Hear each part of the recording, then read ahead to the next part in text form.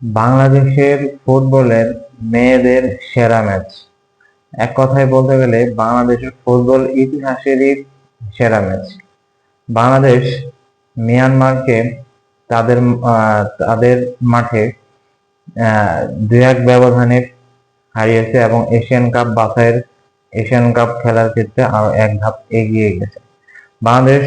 বাংলাদেশের মেয়েরা আজকে মিয়ানমারের সাথে যে ফুটবল খেলা খেলেছে সেটা একটা অন্যরকম, সেটা একটা ইতিহাসের মধ্যে নাম লিখে থাকবে।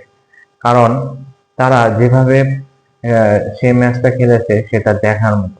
যেভাবে প্রথম হাফে যারা যেভাবে ফ্রি কিক থেকে গোলটা করেছে সেটা একটা দেখার মতো বিষয়, এবং সেকেন্ড হাফে যে গোলটা করেছে সেটাও একটা অন্যরকম একটা গোল ছিল।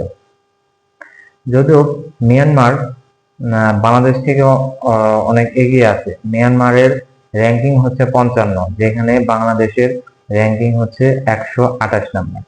তারা বাংলাদেশ তাদের প্রথম ম্যাচে তাদের থেকে 36 ধাপে এগিয়ে থাকা বাহরাইনকে 7-0 গোলে হারিয়েছে।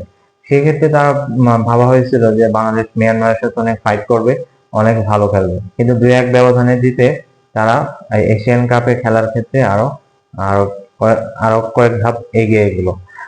আর মাত্র একটি ম্যাচ রয়েছে তুর্কমেনিস্তানের সাথে, বাছাই পর্বে। এখন এই তুর্কমেনিস্তানের সাথে বাংলাদেশ যদি ভালো খেলা খেলতে পারে, এবং অনায়াসেই আশা করা যায় এই তুর্কমেনিস্তানের সাথে বাংলাদেশ জিতে যাবে এবং এশিয়ান কাপে খেলার যোগ্যতা অর্জন করবে।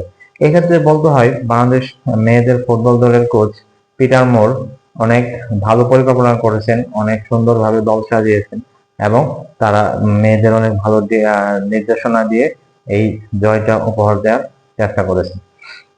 সে হিসেবে ঋতুপর্ণা, রূপমা যেভাবে ফুটবল খেলেছে সেটা আসলে দেখার মতো, এবং সেটা একটা অন্যরকম খেলার মতোই হয়েছে, যেটা বাংলাদেশের ইতিহাসে অনেকদিন লেখা থাকে। আশা করা যায় সামনের তুর্কমেনিস্তানের সাথে শেষ ম্যাচটি খেলে বাংলাদেশ জিতে যাবে এবং এশিয়ান কাপে খেলার যোগ্যতা অর্জন করবে।